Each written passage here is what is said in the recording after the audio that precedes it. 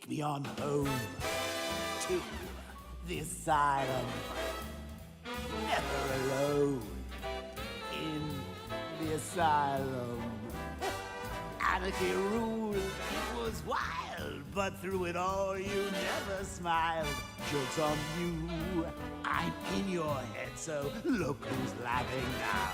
Remember in Arkham City, I killed your girl, so pretty.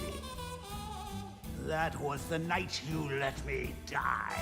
But when I looked you in the eye, that's when I knew we'd be together. Look who's laughing now. I'm stuck in your head and I'm laughing. Ah, I feel you with dread and I can't stop laughing. Your parents are dead and I can't stop laughing. What else can I do? Now I'm part of you. I am the clown, prince of crime. And we've had a hell of a time. You're part of me, I'm part of you. And now there's nothing left to do. I just can't wait till I'm in control. Who'll be laughing then? I drove you round the bend and I'm laughing.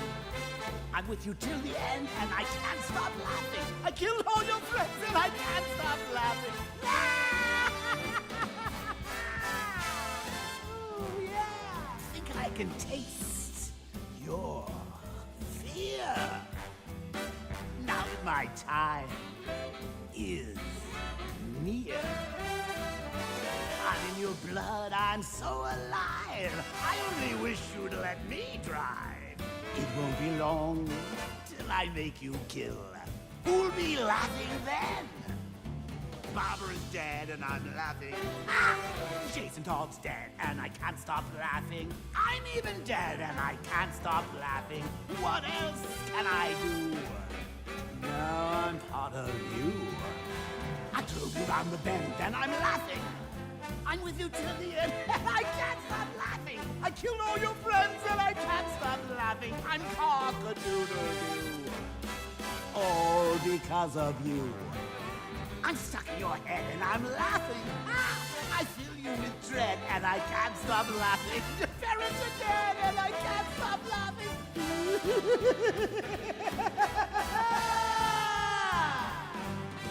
I'm stuck in your head and I'm laughing. I filled you with dread and I can't stop laughing. Your parents are dead and I can't stop laughing. What else can I do? Now I'm part of you.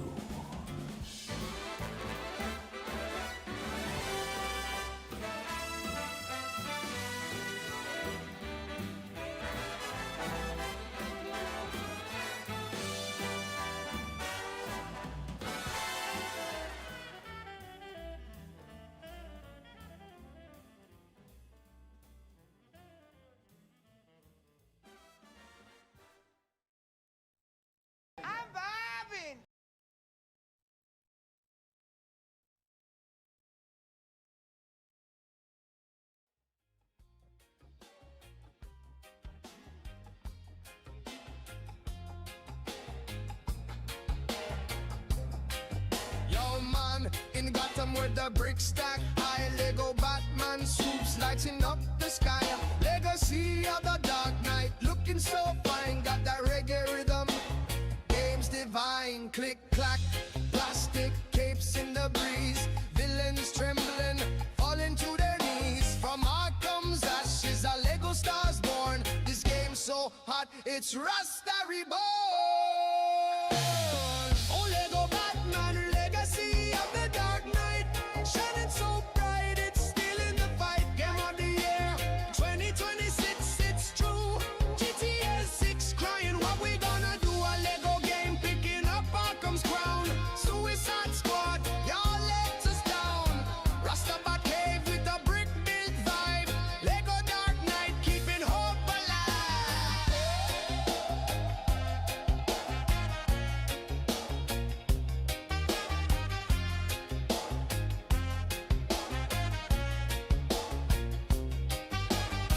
Batarang snapping, built from Lego blocks. Penguins waddling, but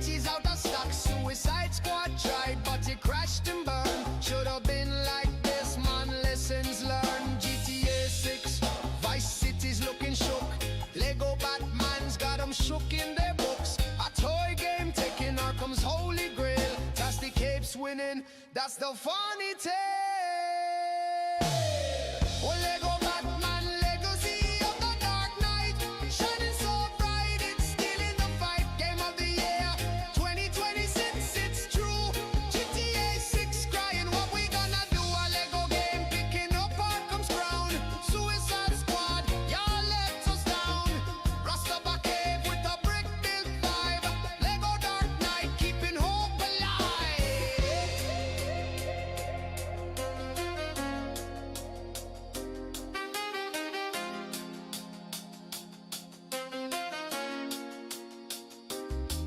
Yo, Rocksteady, what happened, man? Your squad game flop left us all withdrawn. Lego's got the mantle, carrying the flame. A brick built Batman running the game. GTA 6 calling yo, we're scared. Lego Bruce Wayne got 'em unprepared. Jah bless the bricks, this game's the one. 2026 Batman's having too much fun. Oh, Lego Batman, legacy of the Dark Knight, shining so bright, it's still in the fight. Game of the year 2026, it's true. GTA 6 crying, what we gonna do? A Lego game picking up Arkham's crown. Suicide Squad, y'all let us down. Fade out with the bass in the Gotham light. Lego Batman, Irie taking flight.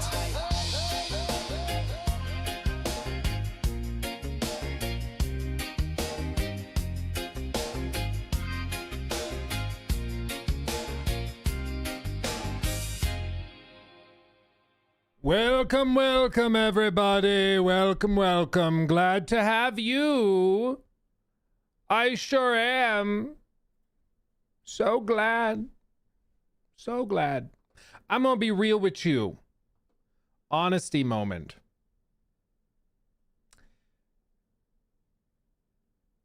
The odds are like decently high that the wind caused my power to go up again. I'm not happy about it either. The last 3 days along the north, like front range of Colorado, the wind has been so bad that they've intermittently shut off power. Half of my city doesn't have power right now. So we are rolling the dice today, my friends. If I randomly disappear, that's what's happening. The power went out. You know, I've thought about getting like a battery backup power wall kind of thing. You guys were recommending like some diesel generators and stuff. I've investigated that stuff. It's just like, bro, it's so stupid expensive, like thousands and thousands of dollars for the battery backups. I can get the diesel generator and stuff. The tricky thing with that is that I think it also doesn't totally fix the problem, because when the power goes out, it also goes out for like the ISP and everything. So I'd have to have it all routed, including to a specific battery backup for like a Starlink. And so it's like all this money and stuff for something that happens maybe like a handful of times a year. It's just really annoying when it does happen. So I don't know what to do. It's just, my life is hard, basically, is what I'm saying. I'm a victim, okay? Just move somewhere without wind, like the moon or maybe a cave. That's a good point, Jacob. I should do that. Yeah, well, I have looked into like we've looked at other houses and stuff. Like, we're not going to be here forever. That's not the idea. But for the time being, it just is what it is. It is what it is, tubes. It is what it is, but it's going to be okay. We're going to manage. First world problems, exactly. Sub, good to see you, Dustin. X is down. How do we get video game news, Luke? I'm so confused and afraid. Me too. That's also, though, I guess I'm better at handling it, because that's just kind of my standard mode. See? It's just sitting there. It's just sitting there. Who knows what the deal is? I think I saw Cloudflare is having problems with some stuff, so maybe it's like an AWS thing. I don't know. Housing market's trash. Depending on who you are. You see, when I worked in real estate, you learn. Desperation means opportunity. So if you can find a seller that's desperate, you can make lots of money because you can get a good deal, because they just need to get rid of it. On the flip side, if you're the desperate one, then you get screwed. So You know, it's all about perspective. Just like The Last of Us Part 2. Perspective. Or something. X is working for me. Oh, so maybe it's a where are you, Craven? Are you in the US? Is it like only certain areas? Is that what it is? I don't know. Luke, could you please explain Crimson Desert on really what type of game it is? Is it more narrative or is it heavy focus on combat? I've heard it's going to be a different type of RPG. The best way that it's been described, as far as I can tell, is that it is not a narrative focused game. Do not go into it thinking you're going to get like Witcher 3 storytelling. You will not. The narrative serves the gameplay to like justify it, but it's not a narrative RPG. Their main goal is to provide a wealth of gameplay systems that interlock and interact with each other. So, for example, if you have a weapon that can deal fire damage, they want that fire damage to also apply to like the grass, or also apply to certain materials to burn them and break them. Like, they want all of these things to be interlocking. Their inspirations are games like Red Dead for the open world adventuring and stuff like that. But in terms of gameplay dynamics, they're looking much more to like Breath of the Wild in terms of inspiration. So my guess is, in terms of actual playtime, your playtime will be much closer to what you did in Breath of the Wild than it is to like Red Dead or The Witcher 3. So that's my guess, is that it's much more gameplay, much less story. So go into it with that expectation. Yeah, please explain Crimson Desert in Star Wars term, please. I'm from Canada. Oh, so the Canadians, it's still up for the Canadians. Yeah, here in the US, the great US of A, X is down. It's okay. I've got other stuff. We'll manage somehow. Who knows what we'll do? But I actually had a good number of things I wanted to tackle besides X news stories, so we're gonna be okay. And some of you guys on our Discord submitted a good number of things you wanted me to look at, including a couple that I saw you guys submit. I was like, actually, I'm very interested in that. I really am curious. Time to VPN to Canada. That's actually a good idea, like if that works. Yeah, I don't know why that wouldn't work. X is up in Minnesota. Oh, so it must be like a region data center or something went out. It could be, honestly, I don't know where Destin lives, but if it's down for him too, then maybe we're in a similar like zone. You know how they have like, this data center serves these states and it's all around there. So maybe because of the weather they shut it down. I don't know. X is up for me, unfortunately, and I'm in Kentucky. I'm sorry to say it's still working. There's no getting away from it. Very sad to say. I just wish, I don't know if this is a hot take, I wish that there were a button you could press in X. You know how they have like the For You page and then the following tab? I wish there was a politics free tab where you click on it and it's just your normal For You page, but it doesn't have any political crap in it. Like, for the love of God, please. Like, I just want to go and chill. It's better than it used to be. When Elon first took over, I swear every other video was like some sort of horrific like video of somebody being like murdered in the streets, and I was like, guys, how do we not have ways of preventing this? This is insane. It's better now. I don't get that type of thing anymore, but now it's just like every post is just politics. I'm like, God damn, dude, like, can we just not? I don't know. Isn't that called the following tab? Even still, it's like it sorts out any sort of political posts from anybody you're following. So then you're like, okay, do I have to unfollow people in order to get rid of, like, then that feels bad? I don't know, man. It's just, I'm complaining today. Thank you, Skipper, for the 1 month. Most newsworthy game news. Cory in the house for DS is a 9.2 on Metacritic, at least as of yesterday. That is funny. Basically, if you guys don't know about this story, there's a game on the DS, a 2008 video game called Cory in the House. Where is it? Where is it?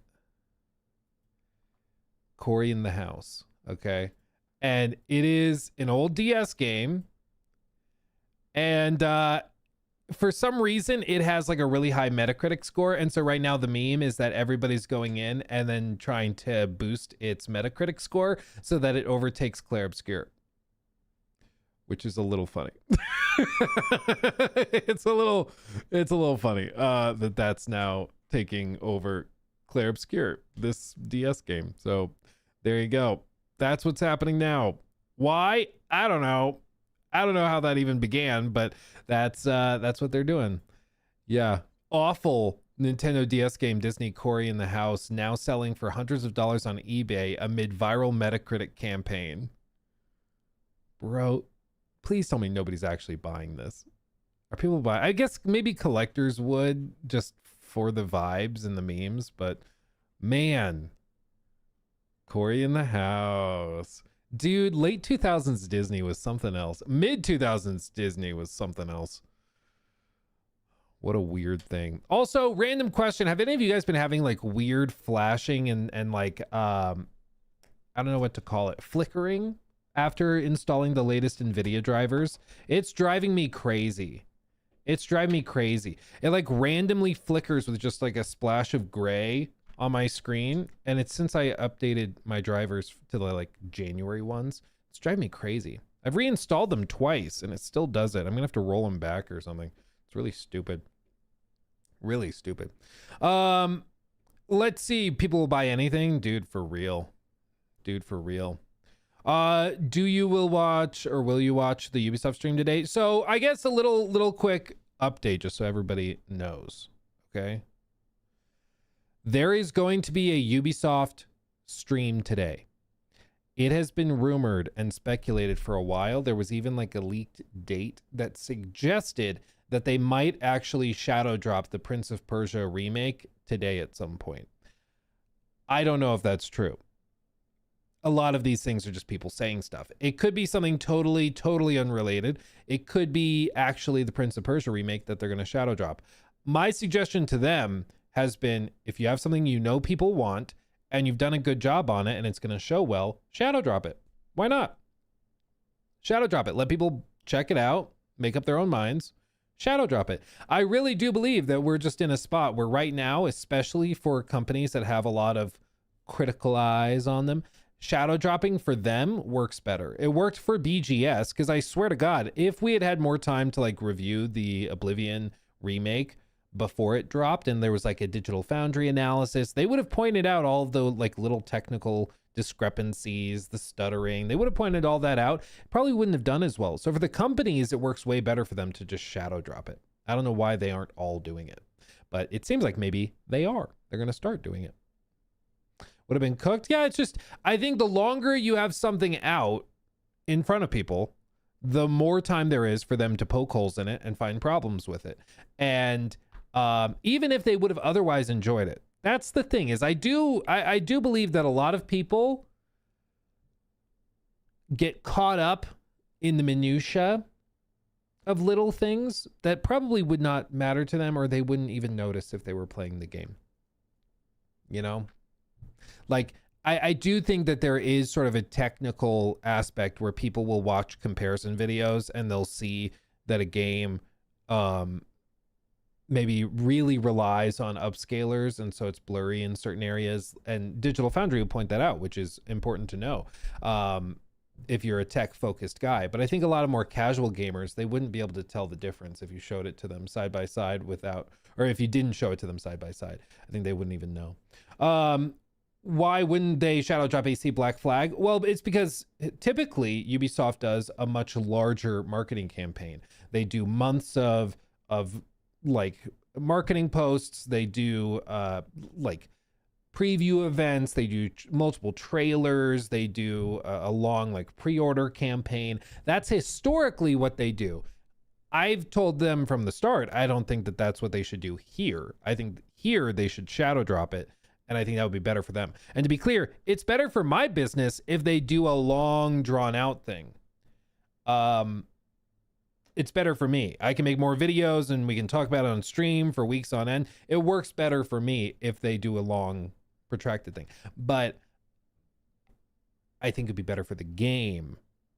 And honestly, I think more people will have a better time if you just shadow drop it. The excitement of like, did you hear? Like, text my friends. Did you see that they just shadow dropped Black Flag? Oh, yeah, let's download, let's try it. Like, I think that excitement is fun. And I think that that's what they're going to do. But as with all shadow drops, it's high risk, high reward. If the game is good, that does really well. Word of mouth travels and it's awesome. If the game sucks donkey ass, that shadow drop all of a sudden isn't that fun. And it comes off as like really slimy. And that's where they just have to back it up with like proper execution. Real quick, let me catch up on these real quick. Degrees Below says with a $5 super chat, getting married in 3 hours. Please give me your best impression of Todd Howard justifying his botched home reno. I'll accept it as a wedding gift to me. First of all, congratulations. Why are you here?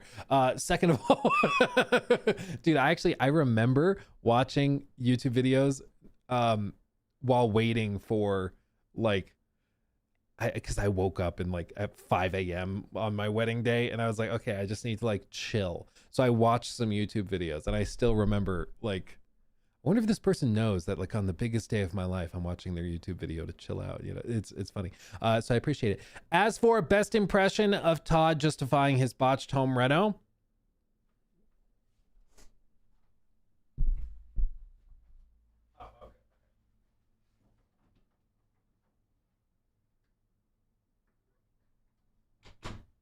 Sorry.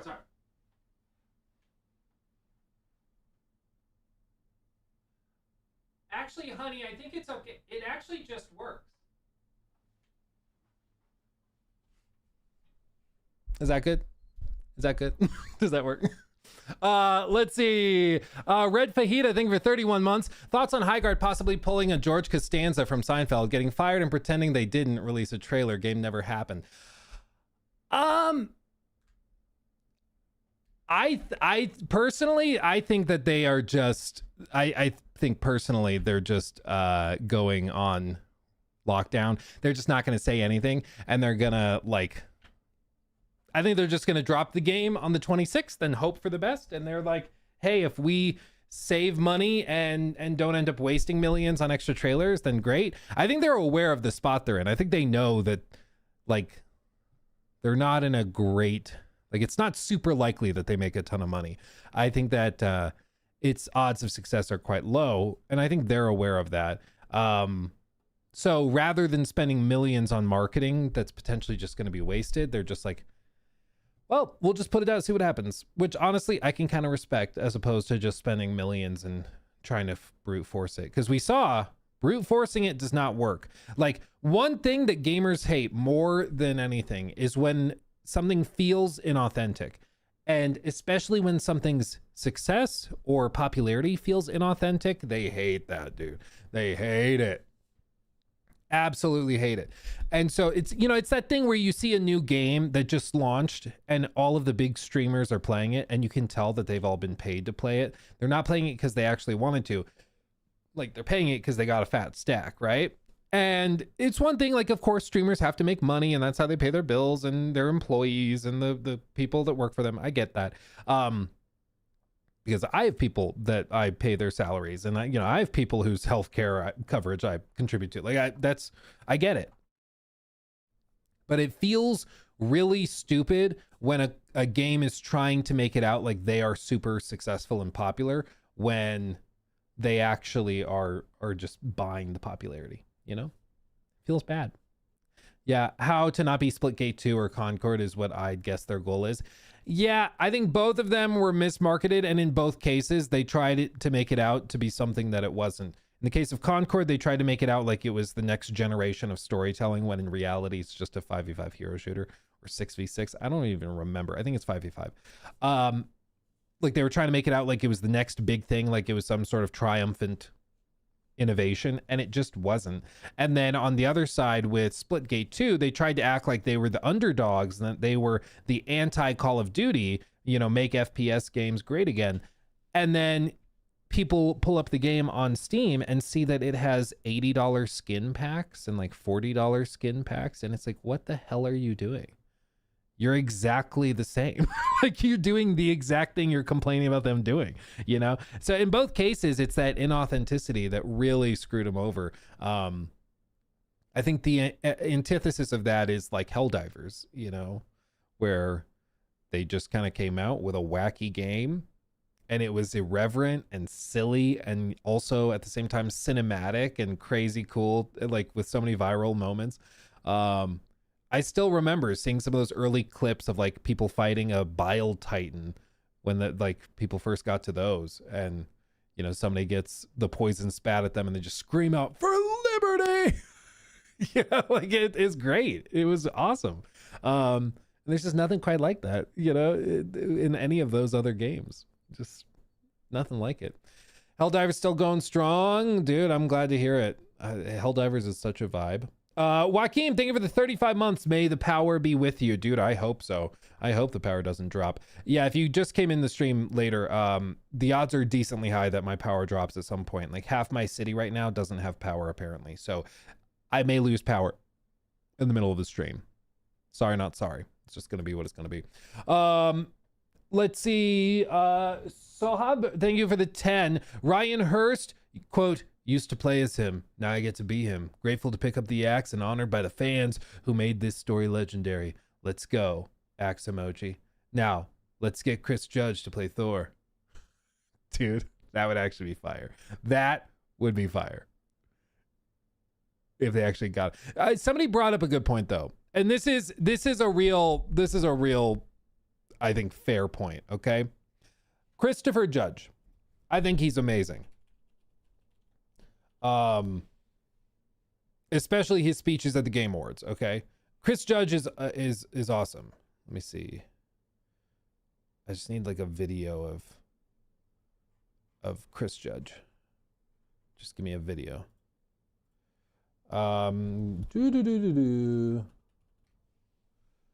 So this new show that they're aiming to do, I guess, new mini segment, maybe, who knows? We'll see what they do with it. So they did announce that, of course, Ryan Hurst will be playing Kratos in the show that they're doing for God of War. And honestly, you see the pictures of him, I immediately kind of see the vibe, like that pic especially. Yeah, I see it. I can see it. You know, I get it. It was funny when people were saying they whitewashed Kratos. And I was like, guys, where's Kratos from? Do you know? Yes, it's true. That his voice actors typically are not white, but I don't think they've ever been white personally, as far as I'm aware. But like he's from Greece. He's a Spartan. So what do you mean white? It was just stupid. It was stupid. Anyway, but they announced that Ryan Hurst has been cast, and like I said, visually I get the vibe. And if you don't know him, he is like very much, he's got stage presence, he's got gravitas, and we know this for a fact because he also played Thor in God of War Ragnarok. He's fantastic. So I think he's gonna be great. I saw the casting and I was like, oh hell yeah. Like before I even filmed anything or did anything, I just remember looking at my phone, oh hell yeah, you know, it was great. So I think he's gonna be awesome. But inevitably, people brought up, like, what about Chris Judge? Because everybody was thinking maybe they're going to have Chris Judge do it as well, and they're going to cast him. And I saw somebody bring this up in a comment thread that I failed to screen cap. I'm very sorry, but I think that it's a very good point, and I hadn't considered it before. This show, they would, of course, like to be able, let's be perfectly honest, if it pops off, they're doing the Norse storyline first. If it pops off, say 3-4 years down the road, they finish the Norse saga, what will be ready to film at that point? The next saga that probably will have a brand new game that either just came out or is about to come out. And if you have that, you'd like to be able to do a season on that new chapter in a new mythology and everything, and you'd like to be able to carry that forward at least for another few seasons. And if that means you get to like 5-6 seasons, that's awesome. You know, 5-6 seasons maybe takes like 6 years to 7 years. Notice how I didn't say the numbers right back to back. I'm on to you guys. That probably works. Like, their goal ultimately is to get this to go between 7 and 10 years. I think that's ultimately like the executive's goal. They're going to invest all of this money and effort into a new TV show. They'd like it to be able to run for 7 to 10 years. What's the problem with that? Well, Christopher Judge, who has the fantastic voice and is very, very good as Kratos, especially in the games. He just has, like, he understands the character. He is, just being like very, very clear, he is 61 years old. That means that he would be in his early 70s towards the end of the show. And the tricky thing with that is that, like, again, Kratos on screen versus in motion capture, it's a different mandate. Like, it's a different thing, right? Like, with Kratos in motion capture, you can motion capture somebody who's 70 years old and he can be ripped out the ass, which I think is the technical term, in the game's model, and that works. But when you go and you're filming in person, like if you've ever listened to one of those interviews of the guys who have been in a Marvel movie or like Hugh Jackman after he did Wolverine, it's not easy. Like, it is intense, the levels of dedication and exhaustion and the physical strain that is put on you in order to get that physicality. Like, it's a lot. It's a lot. You're, I'm sure, just guzzling testosterone and gorilla blood, and you're riding a moose to work every day, and you're at the gym 2 to 3 times a day. Like, it is not easy for somebody in their 30s, much less somebody in their 60s. And I think that was a consideration, just to be frank. Like, and I think it's probably fair. Like, it's a lot to do. Like, it is a lot to do to maintain the Kratos physique for a decade. Like, that's not going to be easy for anybody. Like, that's not going to be easy for anybody. And I'm sure there's some things they can do where, like, of course they can juice you up on the day. They can do things like, you know, maybe some digital enhancement or whatever, but you can't really fake it completely. You know, you got to be a big dude. You have to be pretty fit, and you have to be pretty shredded to pull off Kratos. And it's going to be very, very physically straining, because this is going to come as a surprise. Kratos does not wear sweaters.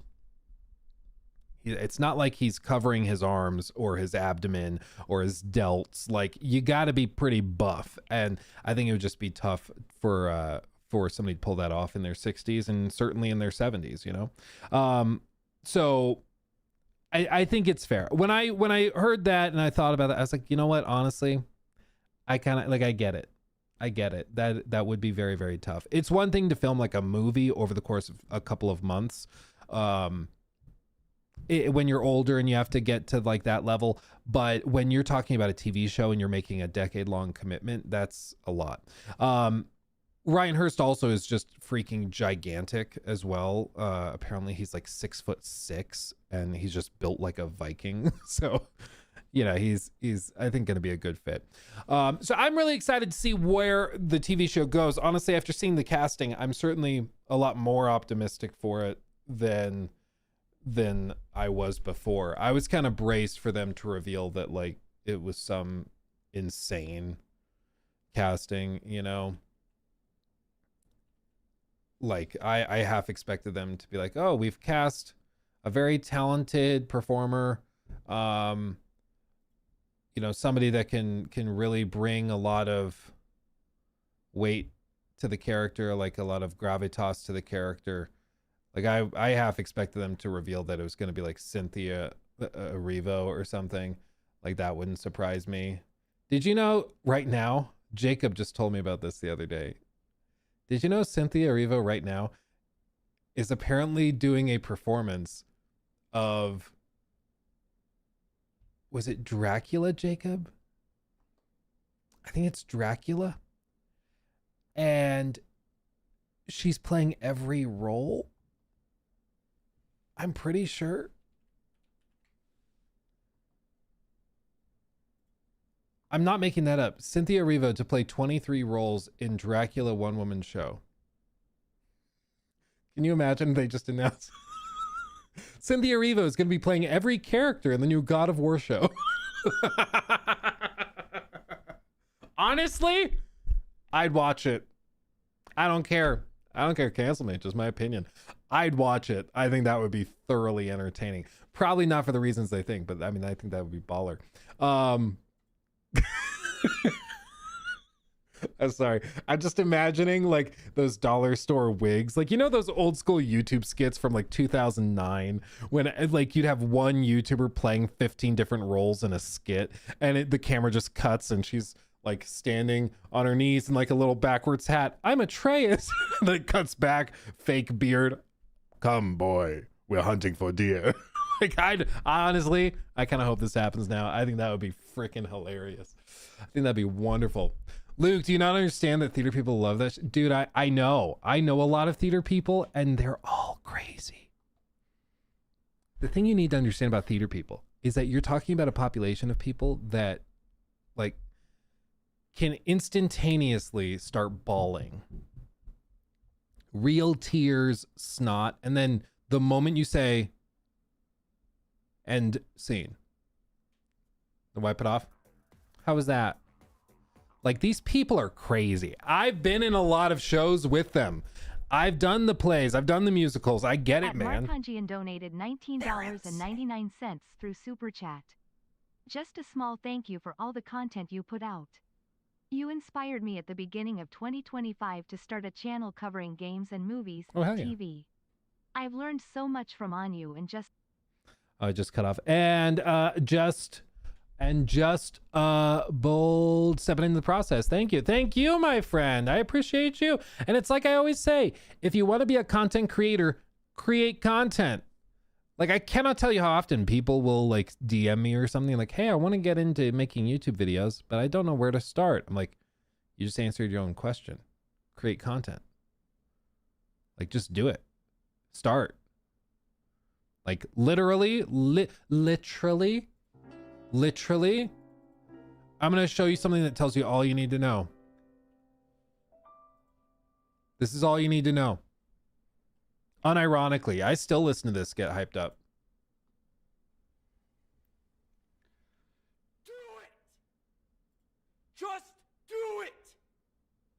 Don't let your dreams be dreams. Yesterday, you said tomorrow, so just do it! Make your dreams come true! Just do it! Some people dream of success while you're gonna wake up and work hard at it. Nothing is impossible. You should get to the point where anyone else would quit, and you're not gonna stop there. No, what are you waiting for?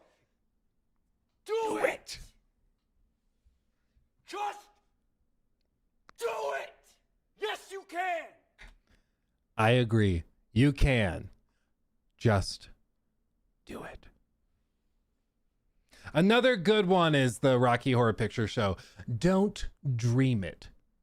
Be it. I agree. Don't dream it. Be it.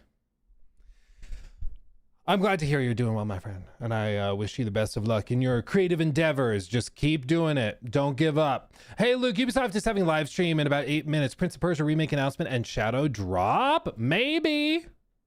Maybe. If there's going to be one, I think it's Prince of Persia.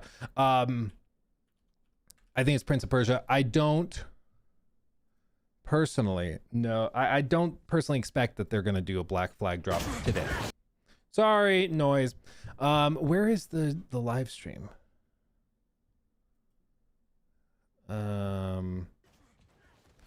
Do live maybe? No. Don't tell me it's on X. Oh yeah, Luke, let's put on our own Dracula where you can play all the roles and then I'll play the stage. Oh, that could work. You are the wigs. That could work. Oh, X is back up. Okay. That's good. That's good. Okay.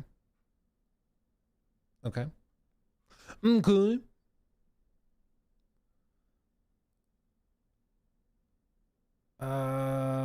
Yeah, so where's the Ubisoft thing? Where is it? Where is it? I'm not sure. Prince Persia, let's go. Yeah, maybe. Yeah. Take it back down, please. X is bad. Okay. X is real bad. Okay. Dude, these like flashes of gray are gonna kill me. Also, apparently, there's a leaked Legend of Zelda Lego set. $130. I remember the days when this would have been like 25, 30. I mean, it's cool, At but Lo-Fi like, Lazy donated $10 through $130, Super dude. Chat. With all the talk about the comparison of Highguard and Concord, does Fair Game $ still exist? Also love the showcase last week, can't wait for the next one. Thank you, dude. I can't even tell you, like, the people that have reached out after that showcase that we did is like, the next one we should have a lot. Like we got, I'm not allowed to share some of what was told to us in confidence, but some of the stuff that we were told in confidence where people were like, dude, like the show garnered more activity for us than like this other very big thing we did. Again, not being specific, but some of the stuff that we heard was like, are you serious? Like, Jesus, it's going to be crazy. Yeah. The next one, twice the yapping. We heard you. Like I told you guys at the end of the show, we did an AI analysis and the most common phrase was yap. So clearly you guys want more of that. So the live chat, the most common word was yap. So we're going to just double down on that. So more yapping. The AI wouldn't lie to us. So we're doing that now. So yeah, locked in. It's on their Twitch. Ooh, thank you, CD Media. Thank you. Yeah. For anybody who doesn't get sarcasm, I'm joking. I'm joking. Haha, funny. Haha, got you. Okay, yeah, I see it. I see it here. I'm gonna be real. I half expect this is gonna be like something totally unrelated. Okay, so I would not get my hopes up. I'll have it pulled up. We'll check it out. My guess is it's just going to be something little like, oh, we brought new skins to this game. I would not get my hopes up that it's going to be a shadow drop. Because I just personally think if they were going to be doing something like this and shadow dropping something, they would have put out the feelers a little bit more to get more than like 180 people in there or 200 people in there, you know? That's just my personal suspicion, but maybe it's like a true honest shadow drop. I would expect that Ubisoft might have like pinged some creators and be like, hey, maybe you should watch our stream. We'll have something cool. Maybe. Dog Lover, thank you for the sub, by the way. Thank you. Appreciate you. Let me catch up on these. Oh yeah, Cory in the house is up to 9.2. Soba-chan, thank you for the 10. Luke, how do you think Jeff Keighley feels right now knowing he's partially responsible for Highguard's backlash? You know, I think he's probably sipping a mimosa on a yacht and he does not care. Maybe he does. I mean, I think ultimately it's you can't put all the blame on Jeff. He did what he was tasked with doing. He went up on stage and he announced it in the last slot. Like Jeff did what Jeff was supposed to do. Ultimately, like it's the company's miscalculation to think that was not going to greatly overhype it. Like for all we know, and again, we don't know what we don't know. It's very possible that Jeff warned them like, hey, you might like overhype it by announcing it at this slot. I'll let you if you want to, because I'm not allergic to money. Like I'm not stupid, but this might be a bad idea. And they said, nope, we're confident. Like we just don't know what happened behind the scenes. And I don't think anybody's ever going to tell us. So who knows? Who knows? Did you see the new marathon video about classes? It's becoming my most anticipated game of the year. Looks so much fun. Now, yeah, we're gonna look at it. We're gonna look at it because I do think that it actually looks way better. Way better. Donated 1,000 rupees through super chat. Thank you for that, by the way. Did you see the new marathon video about the classes? It's Yes. becoming my most anticipated game of the year. Looks so much fun now. Yeah, I really think it's gonna pop off. I think it's gonna be. Well, okay, let me be more specific. I think it has a chance of popping off. Whereas before, I think the odds of it popping off were quite minimal. But they keep showing stuff that's better and better. And the reaction of the more casual gamers has been pretty overwhelming. So I think the odds of it doing well have gone up a lot. Let's see what this is real quick. Then I'll catch up on the rest of the super chats and stuff. Again, keep your expectations low. I'm guessing it's just unrelated. It's going to be not much. I think if they shadow drop it, they'll do a true shadow drop. Oh, especially because they're saying that this is a regular live thing. Yeah, man, I don't. Happy Friday, everybody. Welcome to the Golden Isle. My name's Chris. His name's Yusuf. I'm playing Immortals Phoenix Rising because this is one of my favorite Ubisoft games of all time. And also, it's part of Ubisoft Plus Classics. We got a deal going on right now we want to let y'all know about, and also play this fun game and also have a good time today. Yusuf, good morning to you, my friend. Good morning to you, Chris. Thank you for streaming this game because I think it's just totally unrelated. Okay, I think they're just let's playing. Okay, I'm pretty sure that's what it is. So yeah, well, I'll keep it pulled up in the tab. We'll see any news about the Prince of Persia remake. I'll keep it pulled up in another tab, but I don't think that that's what this is. And that's okay. That's okay. They didn't claim it was. You know, one of the cringiest things is to like be upset that the thing that you made up isn't true. You know, and we see that a lot. Like we saw it even with our showcase, the New Game Plus showcase, where like we never said we were gonna have any new announcements or new trailers for like new announced games. No global reveals. Like we never lied about that. We never said we were, because we weren't. There were still people that were like, yeah, but I think they're actually just lying to us and they're going to have the Black Flag remake. And I think the odds of them having Elder Scrolls 6 are actually pretty high. And then people were upset that Elder Scrolls 6 wasn't at the showcase. And it was like, you did that to yourself, dude. We did not hype you up. We did not say that was happening. You did that. You did that.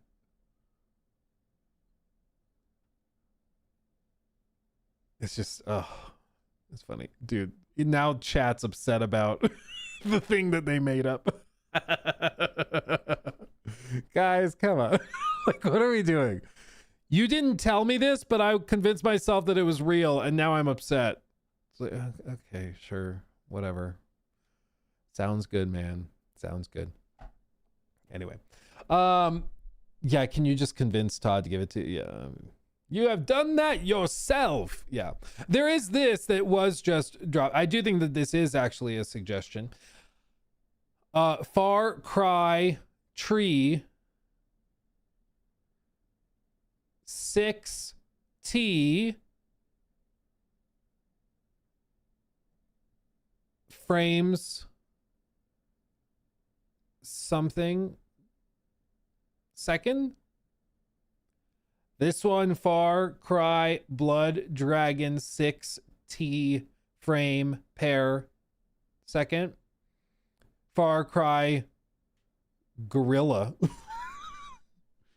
6T frame per second. So like pretty clear that it's going to be 60 FPS updates with everything. Okay, this is kind of funny. Sorry, that's kind of funny. That's kind of funny, especially from like an official account. Oh, dude, do you remember the clapback they had against Grums and Elon? At least our game is out. Like, dude, it's so funny. Oh, what a vibe. What a vibe. So anyway, there you go. That's a thing. Let's see. Let me finish catching up on these real quick. Who asked for Far Cry is a fair question. Dude, Far Cry is way bigger than you would think. And that's true of most Ubisoft games. Like, people don't realize, if you're like one of the hardcore gamers and you play more like hardcore stuff, you may not be aware that just how many people play those Ubisoft games. Like, they are ridiculously popular. Like, I even bookmarked one of these just to show you. Where is it? They basically, yeah, this one. They posted, what are your top 5 Assassin's Creed games? And bro, the number of responses that put like AC Shadows and Valhalla and stuff up here is, like, frankly, to me, pretty surprising. Like, because a lot of people act like the RPG games all suck and they're not popular or whatever. Dude, among the broader public and like player base, they're actually quite popular. Like, there's this guy's an OG. He likes the old school stuff. Shade does. This guy, Odyssey, Origins 3, Rogue, and Syndicate. Syndicate doesn't get enough love. I'll give you that one. Black Flag, AC2, Origins, AC3, Brotherhood. That's a good list, to be fair. Odyssey, Syndicate, Unity, Origins, Black Flag, AC2, Brotherhood, Creed, Revelations, Black Flag. That's a good list too. That's a good list. Yeah, Syndicate, Black Flag, Revelations, Unity. Ooh, Syndicate, Shadows, Unity, AC1. Wow. AC2, Shadows, Valhalla, Origins, and Syndicate. Like, not to mention, oh, this guy's favorite was Shadows. Shadows, Origins, Valhalla, Mirage, and Black Flag. That's an interesting list. Sky said Shadows, Origins, Odyssey, Valhalla, Mirage of the modern. Oh, he split it up into modern. Weird. So anyway, the point is it's a big ocean out there, and there's a lot of casual gamers that eat this stuff up. They eat this stuff up. They love it. Let's see.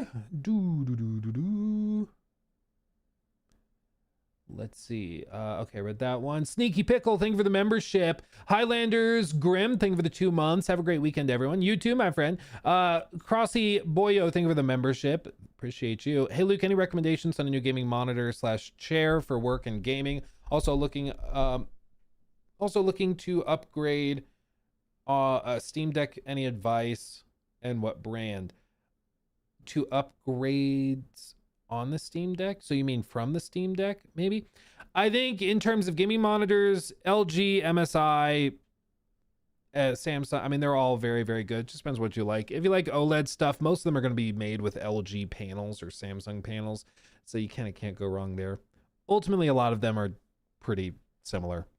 Like, honestly, there's not a whole lot of differentiation between them. The software is maybe the biggest thing. Samsung monitors tend to have more software features. LG and MSI and like those brands, BenQ, they tend to be much more bare bones, which some people like. Some people like more bells and whistles. That's also just up to you and what you prefer.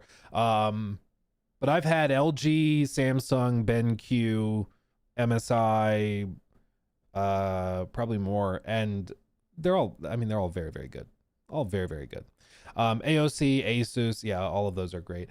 As for chairs, I use Herman Miller. They are expensive. They are. My family has a lot of back problems, so I invested in the chair, and then after I invested in the chair, they reached out and offered to sponsor me, which I was like, yes, I believe in your product because I use it. I paid for it myself. But now I just have 2 Herman Miller chairs, so it's a good problem to have. But I love the Herman Millers. It's an investment. Not everybody can afford it. I understand that.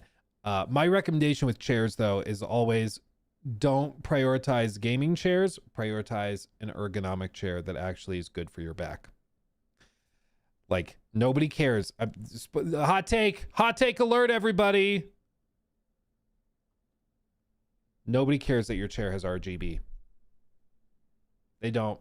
It doesn't matter. You can't see it. You're sitting in it. Who cares? You don't need an RGB chair, okay? You don't. Get a chair that's good for your back.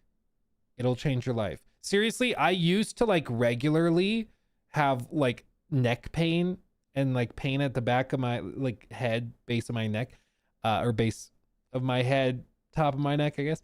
And dude, it was like a regular thing. I thought it was just what you got when you sat in your chair for an extended period of time. No, it turns out that's not normal. So I highly recommend that you invest in a nice chair.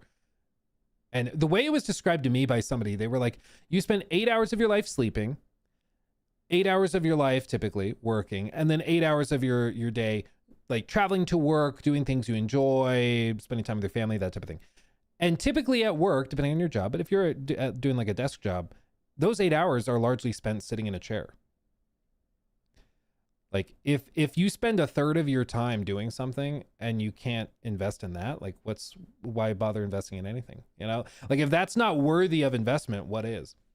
And honestly, after I invested in a nice chair, I was like kind of ticked I didn't do it sooner. I was like, dude, again, I thought it was just normal to have crushing neck pain at the end of a day, but no, turns out that's not normal. Same thing when I started working out and doing Orange Theory classes.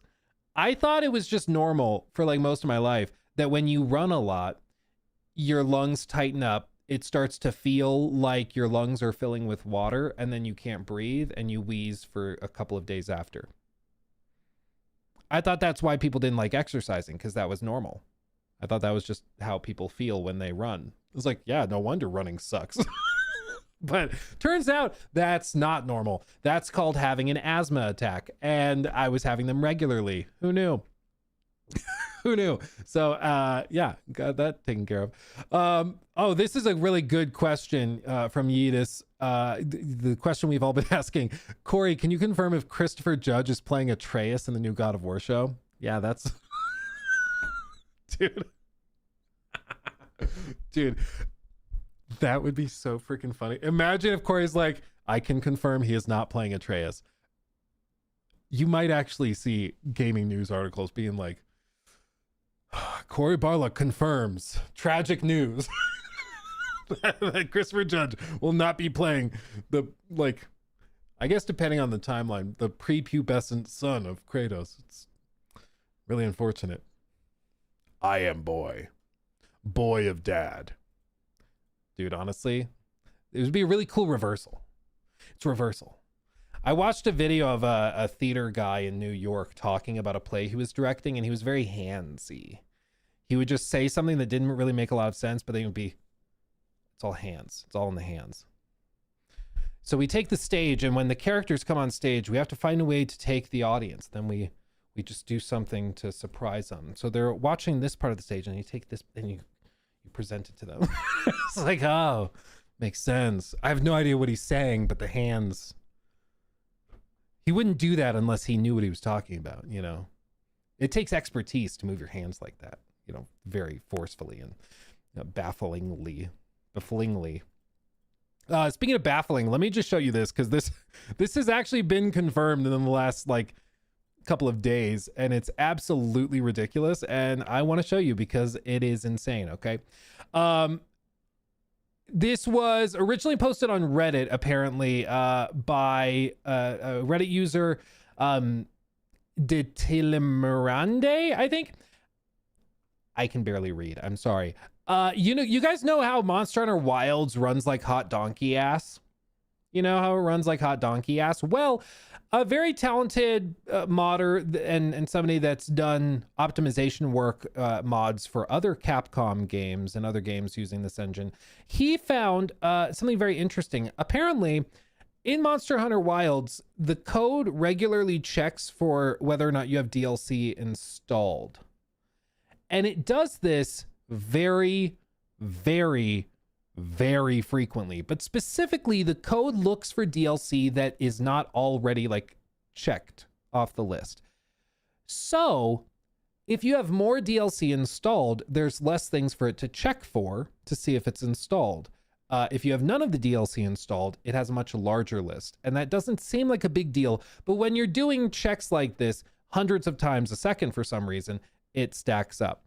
And so what this user found was that apparently if you have less DLC installed versus more, the game actually runs worse. So the more DLC installed that you have in Monster Hunter Wilds, the better the game runs in a tangible way.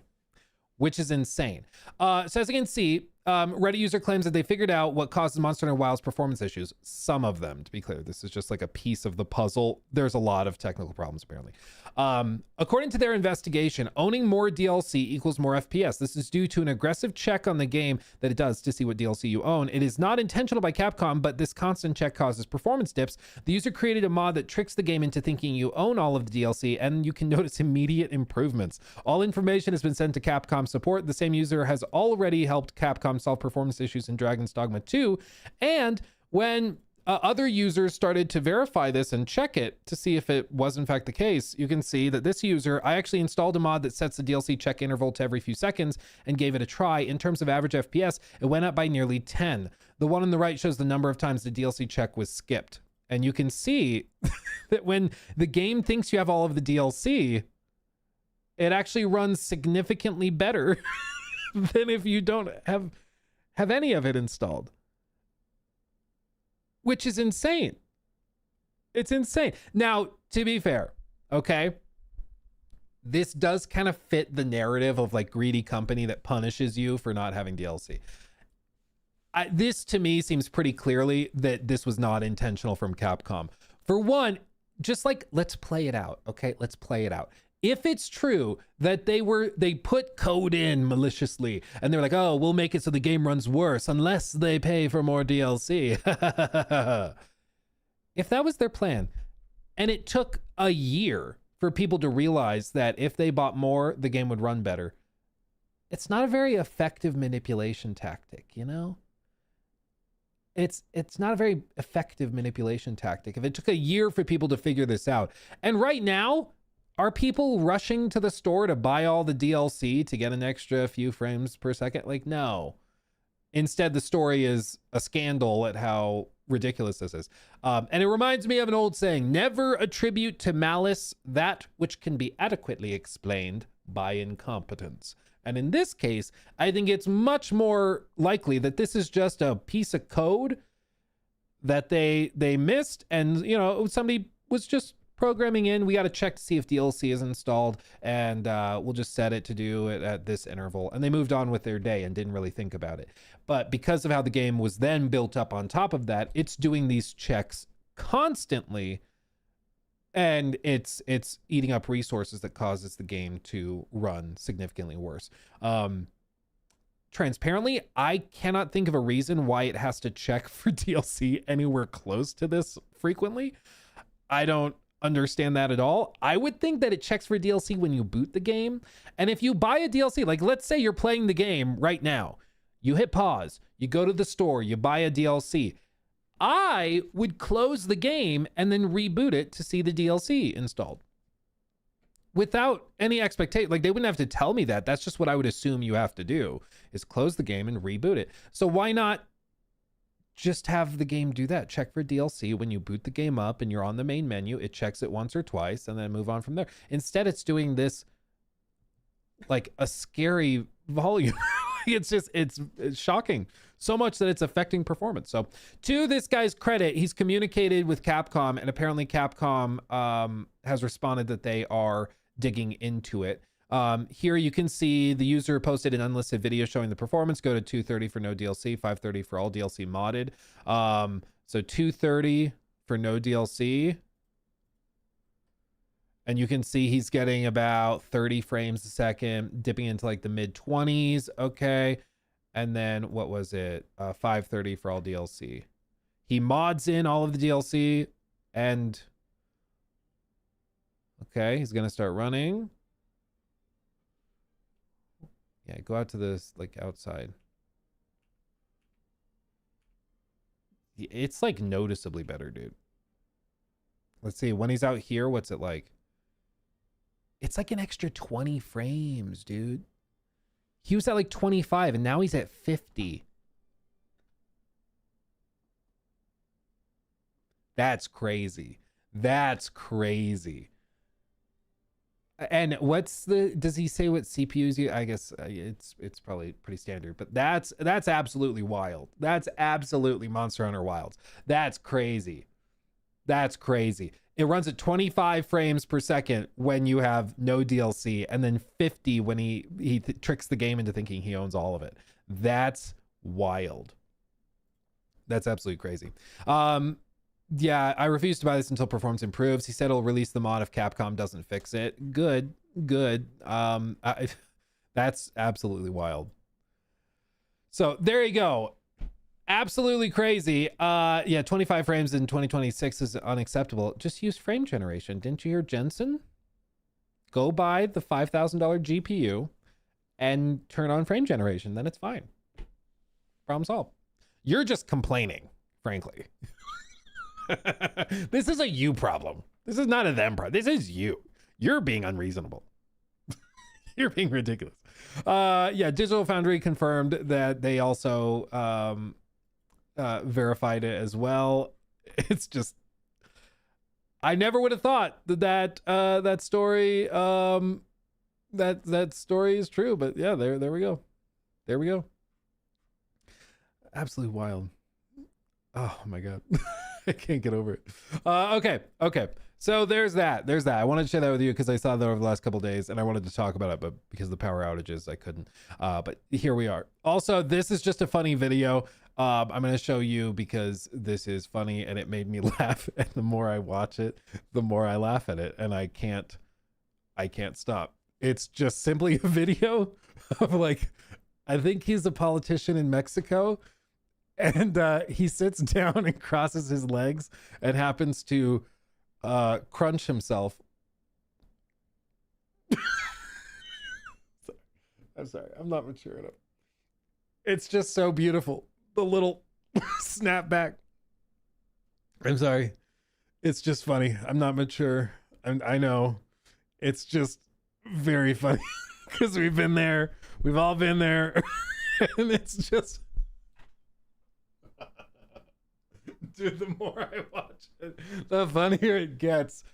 Oh, he handled that like a trooper, though. Oh, okay. Straighten out. Okay, back to normal. So, thank you for sharing that. Thank you for that. I was about to read out his name, but you can read it. Oh my gosh. Oh, sorry. Reset. Ooh. Okay. Blah. One of you guys sent me a video that we need to watch, and the fact that Cory's been in chat this morning, I think makes it all the more appropriate. No doubt he's never heard of it. One of you guys sent me this video, and I feel like you're just trying to mess with me, because as you know, I am a sucker for ancient Egypt. Always have been. I've got the little pyramid of Giza behind me. I actually have, I don't know if you can tell, it's kind of hidden, but I've got like all sorts of little things, like these little pyramids that are out of stone. I've had this since I was like 11 years old. I've got the little Tutankhamun mask and stuff. I love ancient Egypt stuff. What can I say? I find it fascinating, compelling even. I even went to a book signing with the one and only Zahi Hawass. This guy who you've probably seen on, like, I think he went on Joe Rogan and it was kind of a dumpster fire. But he's like one of the most well-known and famous archaeologists of the modern era. And he was a total freaking jerk at the book signing. Like he was, I was so excited to meet him, and he was just like the nastiest, grumpiest, he was not nice. Anyway, that's a story for another day. But one of the things I've been holding out for is the hope that one day I will get yet another chance to explore Egyptian mythology and stories and worlds. Assassin's Creed Origins. I've told you guys many times, I am not unbiased when it comes to that game because I love ancient Egypt. The idea that I can climb a pyramid in a video game and then go explore tombs and stuff, that's like an actual dream come true, okay? So I love AC Origins for that reason, almost exclusively, because I just love ancient Egypt. But there's rumors, speculation, dare I say, that we will be getting another franchise, big franchise, going to the ancient Egyptian setting soon. At this point, it's all speculation. We don't actually know. The leaks are pretty much non-existent, and it's mostly people just talking and hyping themselves up. But it's obviously, if you don't know at this point, God of War. That's the suspicion, is that they're going to go to Egypt, Egyptian mythology, now that they're done with the Norse. It's technically a duology, I guess, but it was originally like, the Norse saga, we'll call it. So that's what I've been hoping for. But you guys are trying to mess with me and kill my vibe. One of you sent me a video called "The Problem with God of War Egypt That No One Talks About." And I'm like, bitch, there's a problem? There's a problem? Better not be.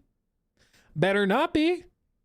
Because I've been excited for it. Honestly, other settings would be cool too. There's been like speculation, maybe they do like, the Mayan mythology. I think that honestly could be cool. Oh, maybe they go and they do like an islander, like they go to specifically like the Pacific Islands and do stuff there.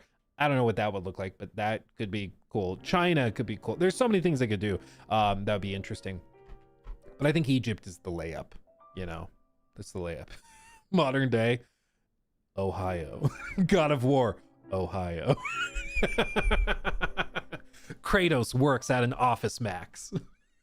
He has to fight the final boss fight against the middle manager, Keith. Dude, you know what? I'd play it. There's a whole mini game where he's like stacking reams of paper on a shelf. Honestly, that would be a vibe. That'd be a vibe. Yeah, LOL, it's your turn to have your Cheerios pissed in, says Scubbert. Yeah, it's my turn. So that's what this video is aiming to do, is to piss in my Cheerios and humble me. Luke, did you miss me? Love from Egypt. Much love to you, my friend. And also much love to Loxy. Golly gee whiz, just gifted 12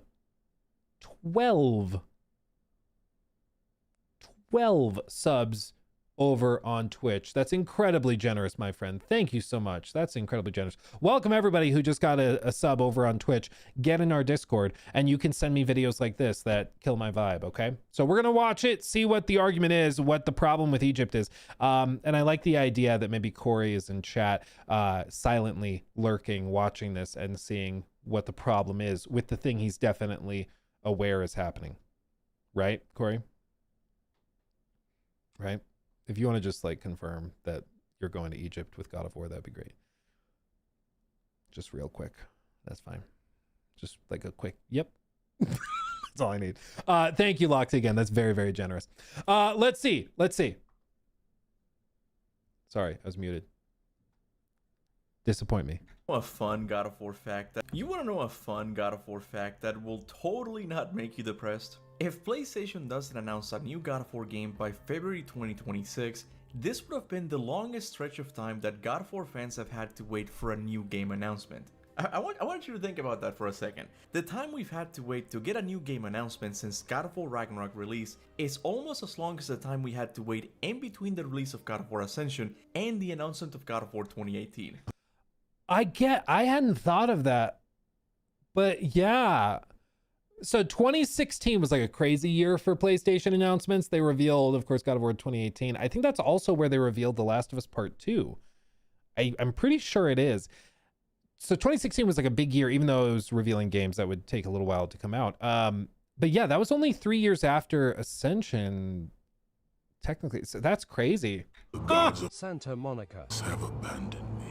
I wanted to start this video with this interesting fact, not only because, well, I'm a little bit salty at the lack of God of War announcement at the Game Awards, but also because I wanted to show you that I've had a lot of time to think about this next big God of War game. Not the rumored Metroidvania or the rumored God of War 1 remake, but...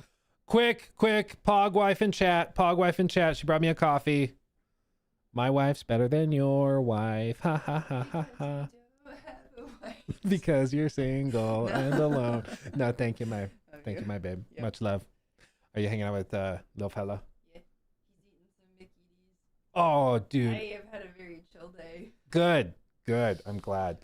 Ori is getting some one-on-one mama time while Loki's at school, and it's a vibe. Ori's chill. Ori's a bro. He's a bro. Yeah, look at all the Pog wives in chat. Pog wife. Oh yeah, that's her Pogwife chat. Pogwife dance. Can you tell she's been playing Fortnite? Much love. Thank you. Okay, continuing. Also, I just want to point this out. Average Game Awards reaction to Highguard. Just watch his face real quick. I'm going to start this video with this interesting fact, not only because, well, I'm a little bit salty. Sorry. This is, I think we all were feeling this. I think.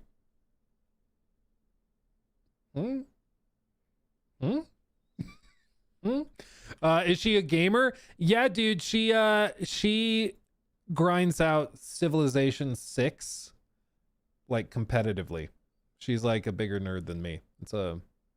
Yeah. I'm out of my league. At the lack of God of War announcement at the Game Awards, but also because I wanted to show you that I've had a lot of time to think about this next big God of War game. Not the rumored Metroidvania or the rumored God of War 1 remake, but the next mainline God of War game. The one that almost every God of War fan believes will take place in Egypt. In regards to this assumption, I understand that some fans want Cory, it's you! Santa Monica to subvert our expectations by taking Kratos to an entirely different pantheon. Honestly, what's you guys' thoughts in the comments or in the chat about subverting expectations? I get it. Like, if everybody expects you to go one direction and you go that direction, it's less exciting, you know, than if it's something totally unexpected. Most people thought that God of War 2018 was going to be going to Egypt. Like, that was kind of the expectation. And then, of course, they pivoted off and did the Norse mythology, which ended up being great.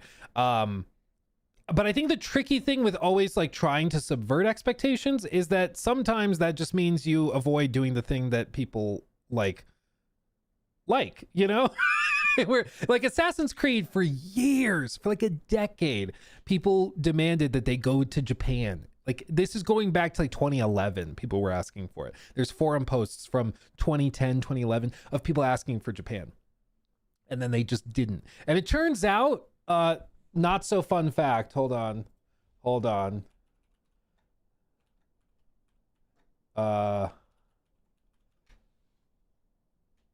This is it. Not so fun fact. I believe it was Sergey, former chief creative officer. Oh my God, why does it keep doing this? Just stop. Former chief creative officer of Ubisoft, Sergey Haskut, was given an 18-month suspended sentence for psychological harassment and complicity in sexual harassment. He was actually convicted of this. He was a former Ubisoft chief creative officer, Sergey, and he was the one that shut down the idea of them ever going to Japan because he thought it was too obvious. He's also the one that said women don't sell and refused to put women in like leading roles within the games. And then he was fired in like the 2020 era, I believe it was. And then he was convicted in July of this past year, actually convicted of like psychological abuse, which is horrifying. But that's the guy that prevented AC Japan from happening until last year. So there you go. Continuing on.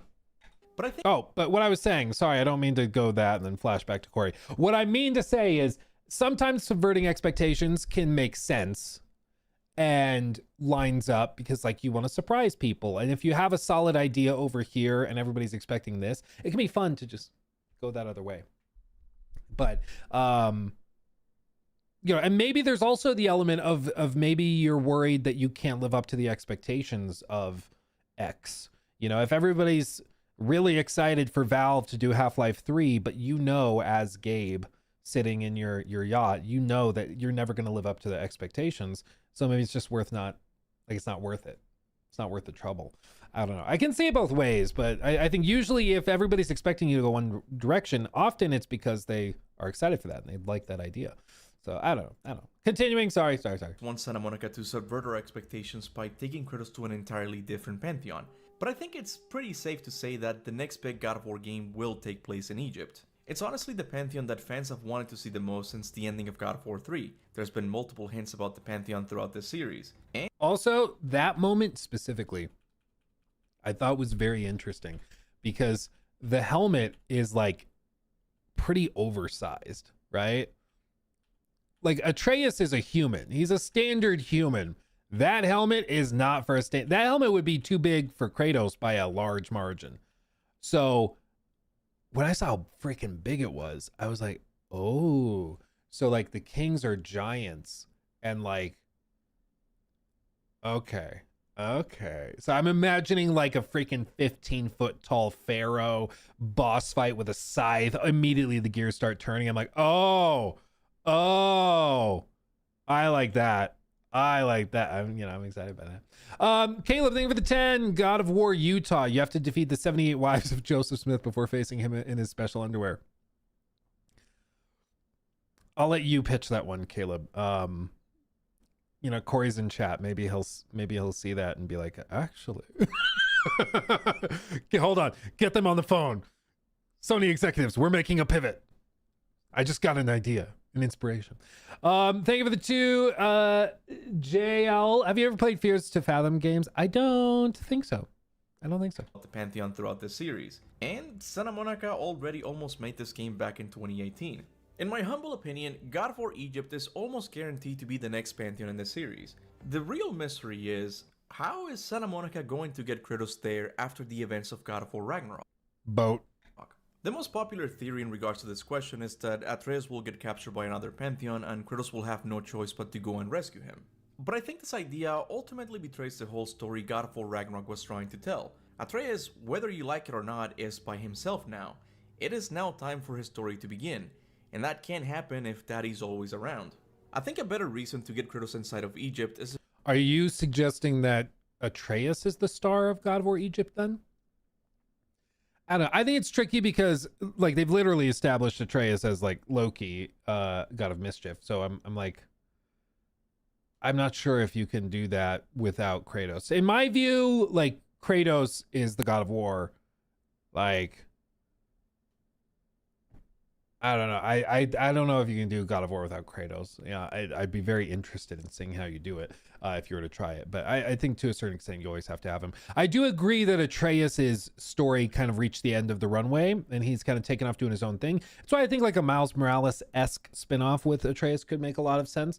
But as a partner to Kratos, I'm not sure if there's a lot left to explore. You know, I think it could be interesting to throw in some new characters as sidekicks, you know. He takes Tyr's role in the story. Tyr in the God of War universe wasn't only the God of War of the Norse lands, he also undertook the great responsibility of unification, not just within the borders of the Norse realm, but also unification with other pantheons. But Tyr, as I'm sure you know, is no longer the God of War of the Norse realms. That responsibility has fallen to another god, Kratos. So could Kratos now take his role of unifying not just the Norse realms, but also all of the pantheons? Tyr certainly seems to think something along those lines. The days I could hope to unify these realms are long past. But they see you as the hero of Ragnarok.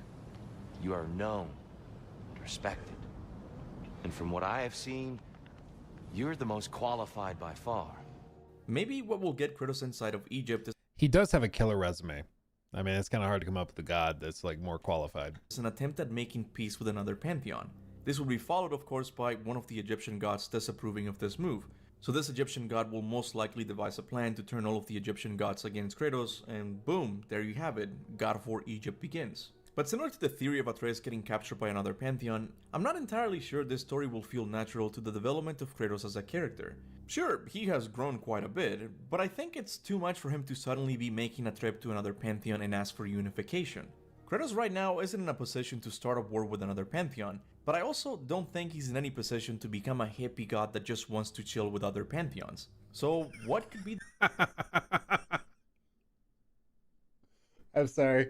The idea of Kratos like chilling and vibing, like, I agree. Kratos is not, his preferred tactic is not diplomacy. I will grant you that. I agree. And that's why I think the concept of like kickstarting another saga is going to be interesting, because like, what is the inciting incident? What's the impetus to get him going? Like, of course, with the God of War 2018, he's mostly pushed into action on behalf of Atreus, and specifically the scene where, you know, no spoilers, but the scene where he goes under the floorboards, like that's a big moment, but he's doing it specifically for his son, right? What is the thing that pushes him forward this time? I think it could be his son once more, but that also feels a little repetitive. So maybe there's something more. I don't know. It's got to be something big though, something exciting to get him to go crazy once more. You know, The reason for taking Kratos into Egypt then? Well, probably Kratos has to work in a corporate environment. That's how they crush his soul.